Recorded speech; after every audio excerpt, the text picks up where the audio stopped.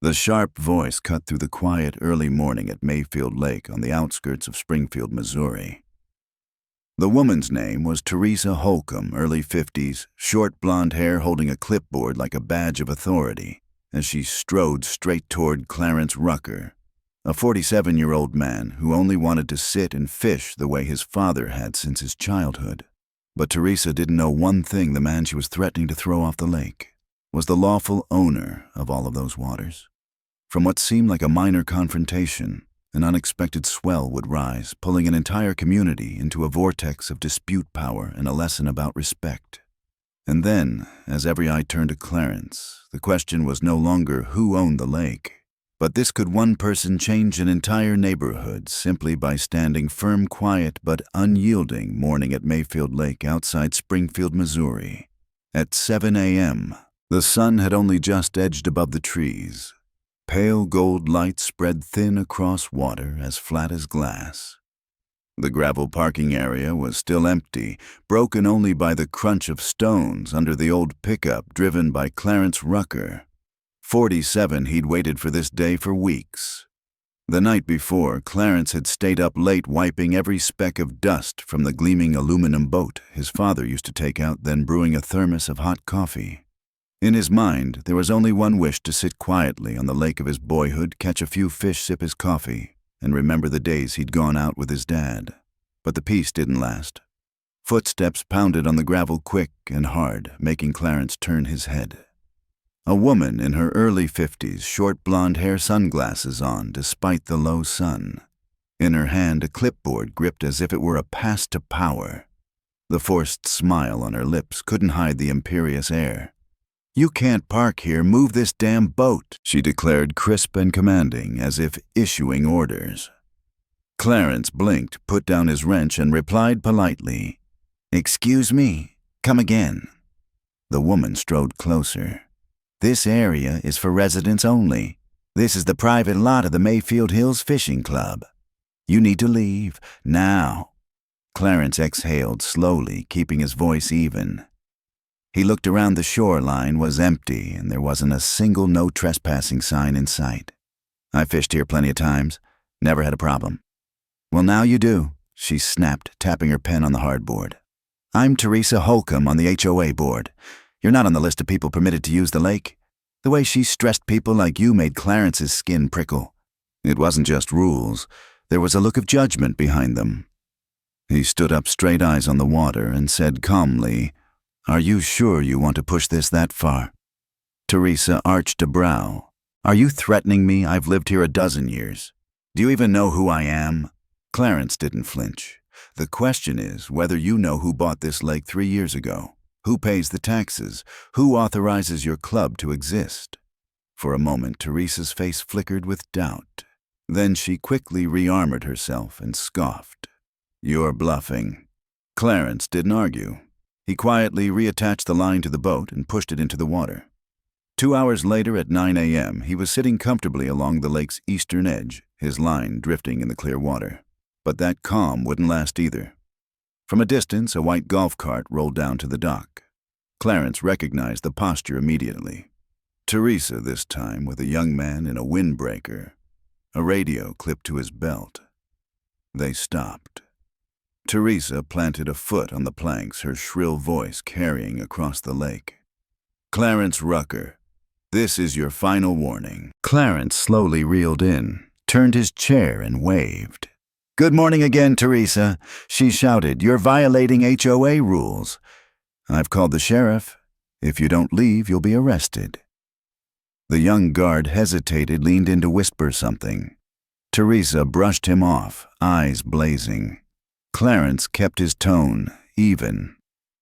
"Is that a real badge he's got, or just a radio?" The guard stepped forward, uneasy. "Sorry, sir. Do you live here?" "No. Then I have to ask you to leave the lake."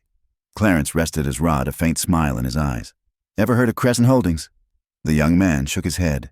That's the trust that bought the lake and the surrounding land 3 years ago. I'm the sole trustee."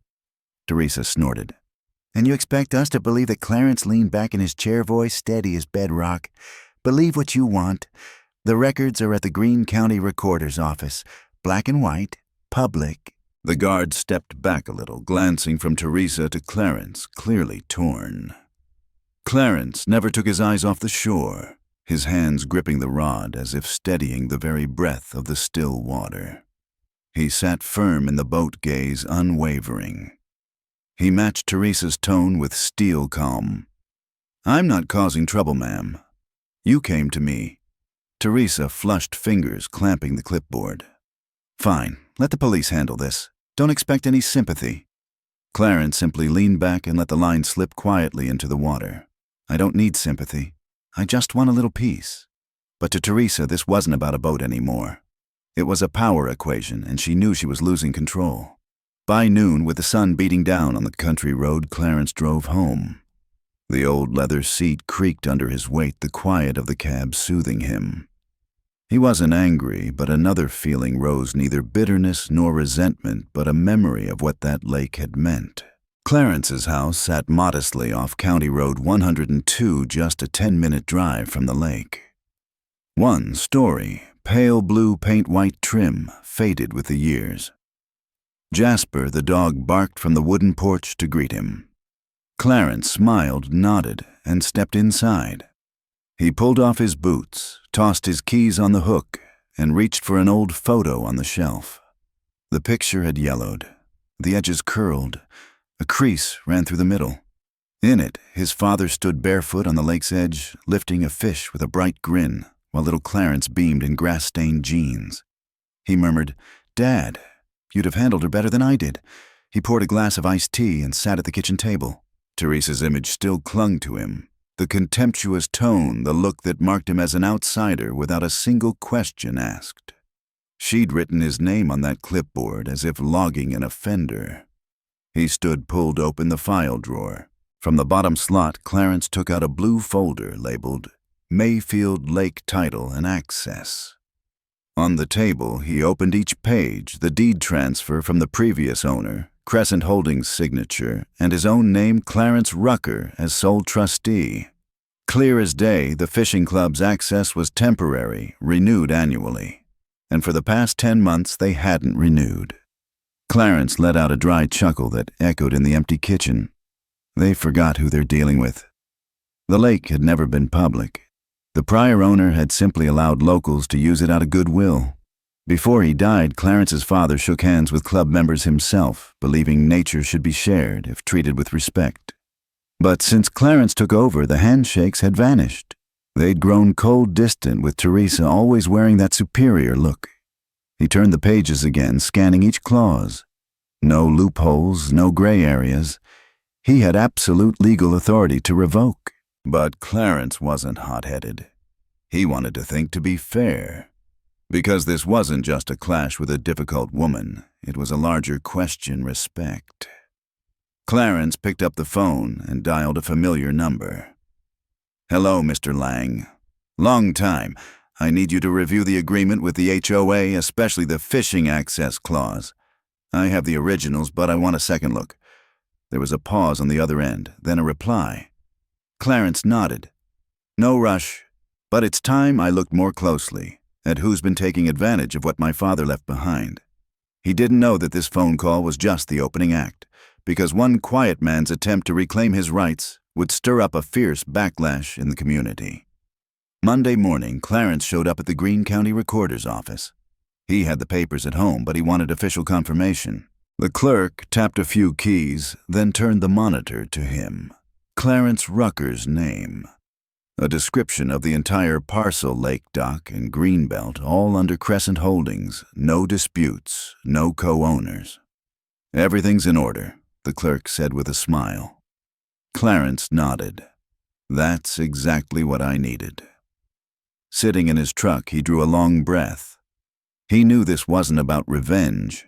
It was about respect. Theresa hadn't merely questioned ownership. She'd looked him in the eye and told him he didn't belong there. That afternoon, Clarence opened his laptop and began to type. A letter to the Mayfield Hills HOA board. Tight wording, precise citing contract provisions. He laid it out. Lake access was a courtesy, not a privilege. And that courtesy was about to be reconsidered. The letter was straightforward, concise, and sharp. No threats, no anger, just a clear notice access to the lake via the HOA and fishing club was suspended indefinitely. He attached copies of the original agreement, the ownership certificate, and the notarized document affirming his status as trustee. When he signed, Clarence knew every avenue for rebuttal had been sealed. He printed the packet, slid it into a thick envelope, and drove to the HOA office, a beige one-story building tucked behind the neighborhood gate. The lot was mostly empty, just 2 old cars. Clarence went in and handed the envelope to the receptionist without many words. "Would you like a receipt?" she asked, a bit flustered. Clarence looked her in the eye. "Just make sure Theresa gets it." That evening, he sat on the porch with Jasper at his feet. The sunset washed the trees with gold. The light soaked the lawn. For the first time in days, Clarence felt himself ease a little. Then the phone rang. Unknown number. "Mr. Rucker, this is Ron Castile, acting chair of the Mayfield Hills HOA. We received your letter." The man on the line tried to sound calm. Clarence stayed quiet and listened.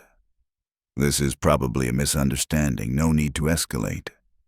"Would you reconsider?" Clarence answered, evenly, voice as steady as the lake. "Nothing's being escalated.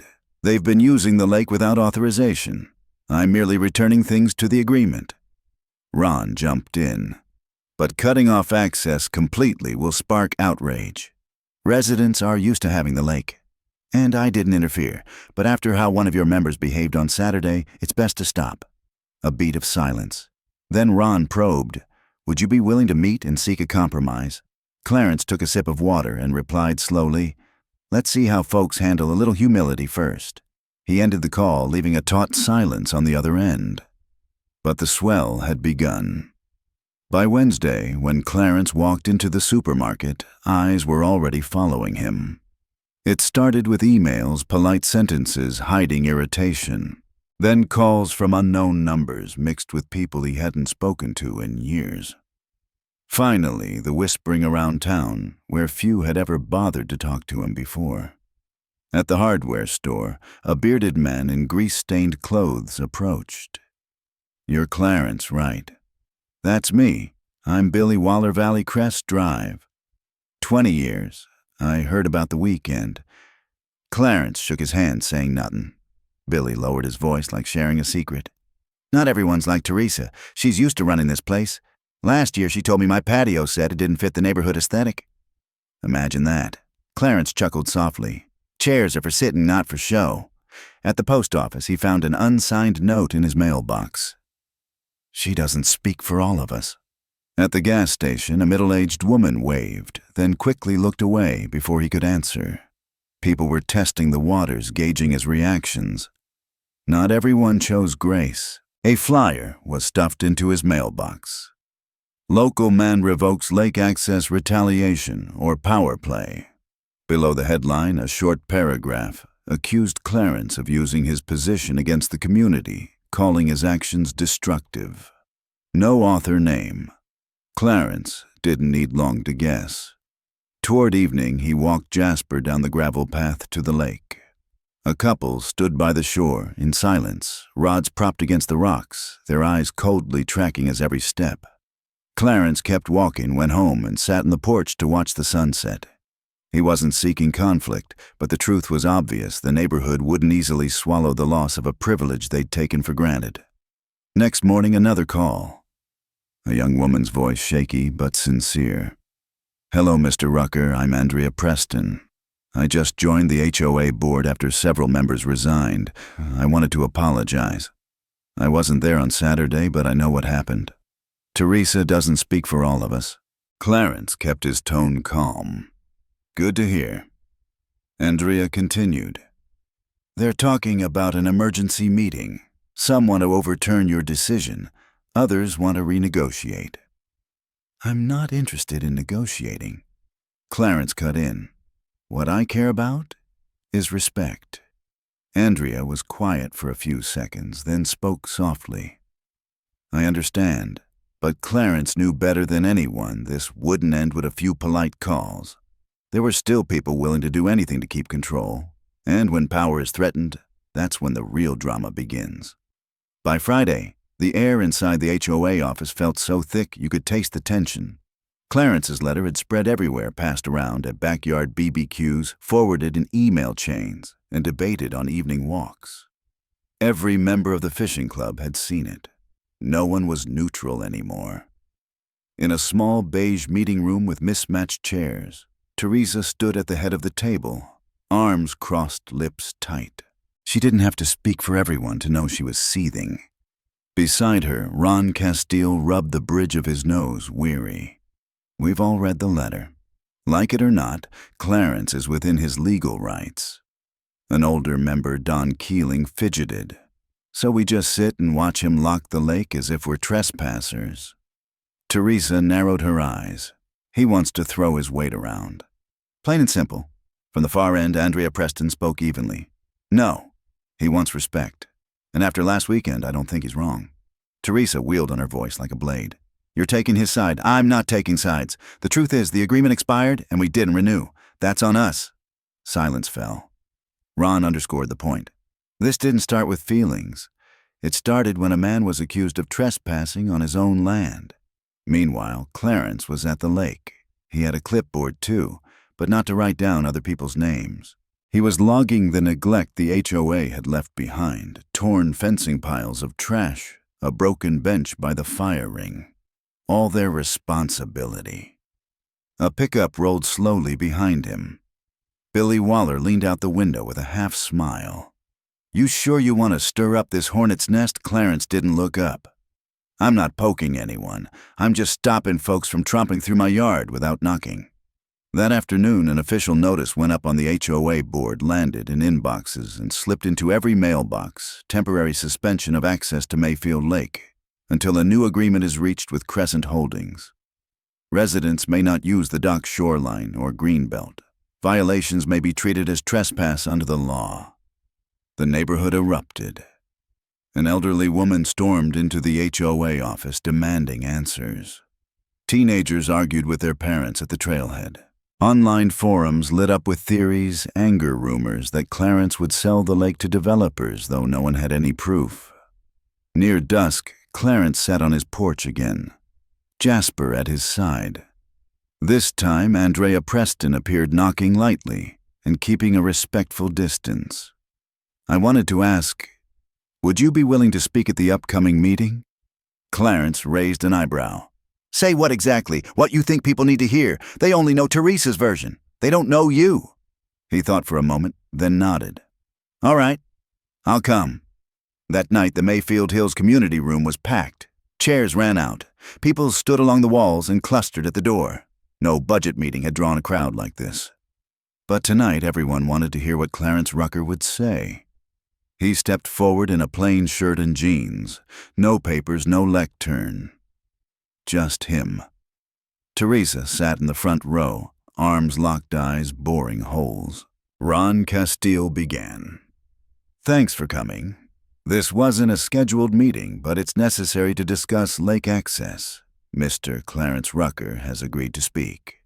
Please keep it respectful.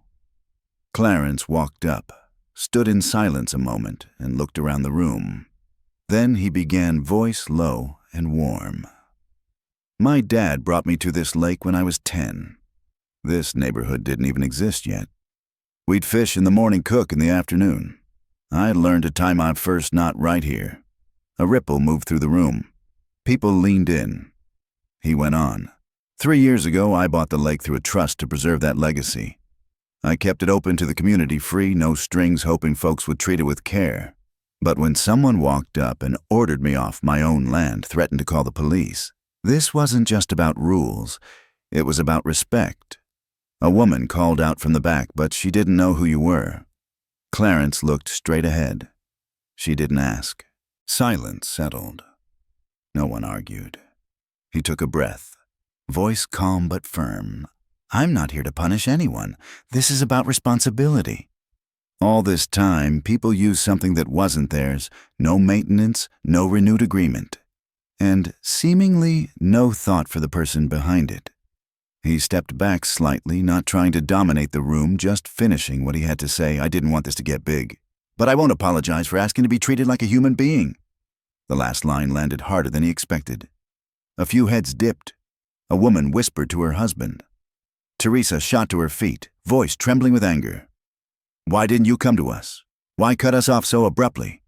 Clarence met her eyes. "Have you forgotten you came to me first with a clipboard and a threat to call the police?" Theresa's mouth opened, but no words came. She fell back into her chair, silent.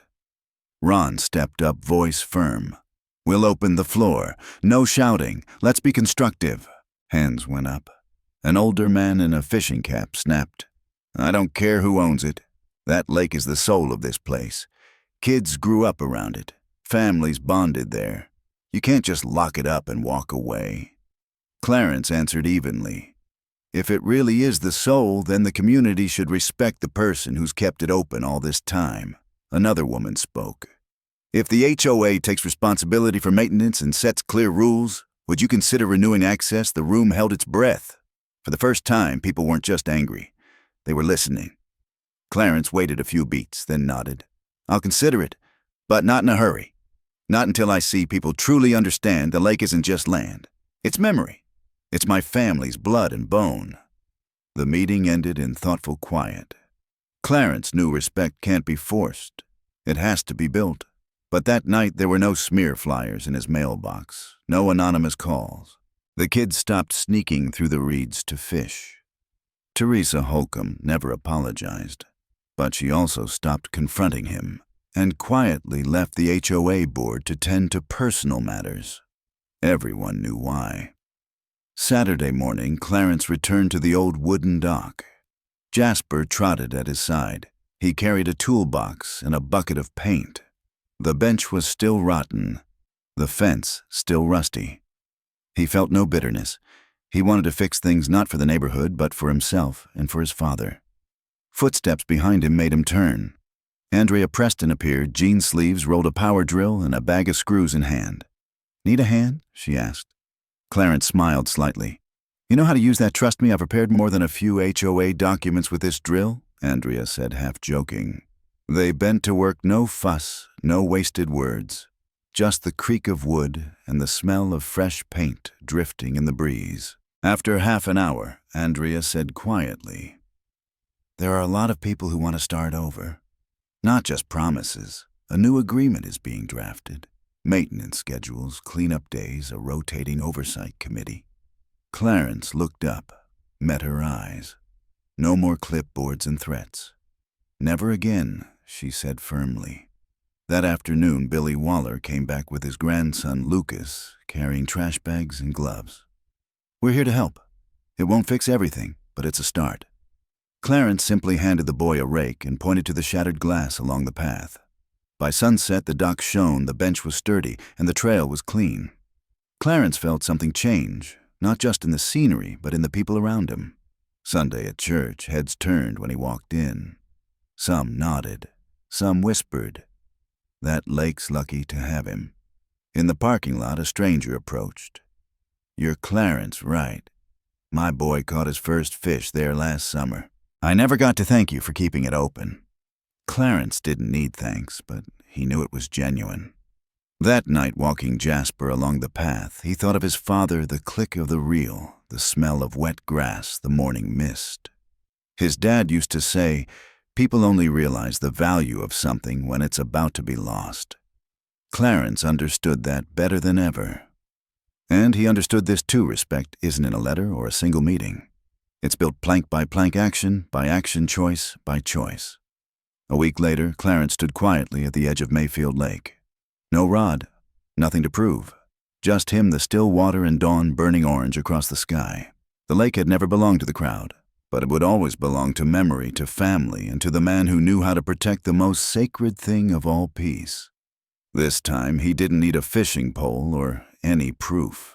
He just stood by the shore, listening not to birds or wind, but to silence itself. No quarrels, no disputes, just calm.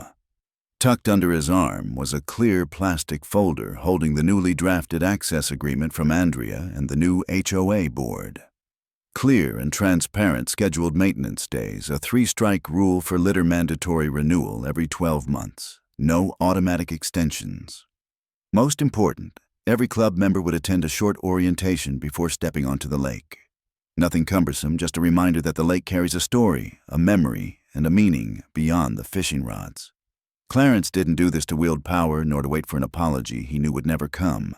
He did it because he understood if you let people trample what's precious, it isn't just the place that suffers, your own sense of self changes too. And Clarence would not let one woman's arrogance rewrite the legacy his father had built over a lifetime. That afternoon, he returned to the neighborhood clubhouse. The new board waited for a signature. A few familiar faces, a few hesitant looks, but no hostility. When he finished signing the last page, Andrea said quietly, "We'll do better." Clarence nodded. "I'll hold you to it."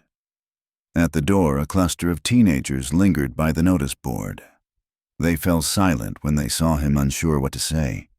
Then a skinny kid in an oversized fishing cap stepped forward. "You're Mr. Rucker, right? My dad said you fixed the duck. He told me to thank you." Clarence smiled. "Then take care of it." "I will." On the drive home, a lightness rose in his chest. Not the peace of victory, but the peace that comes when people finally understand you, if only a little. He thought about that morning with Theresa, her clipboard, and her snap judgment. He didn't shout. He didn't strike back. He let truth and the law do the talking. In the end, that was enough. Mayfield Lake taught him something simple. Sometimes the way to earn respect isn't to demand it, but to live it quietly, steadily, until others catch up. Sometimes standing still is the loudest way to make change. If you've ever been underestimated, pushed aside before anyone bothered to learn your name, remember silence isn't weakness. Hold your dignity. Stand your ground. That is the strongest answer of all. What about you? If you were Clarence, would you sign a new agreement to give the community another chance, or keep the lake entirely to yourself? Share your thoughts in the comments. And if this story moved you, don't forget to share, and subscribe so you won't miss more true stories and real lessons, the things worth remembering.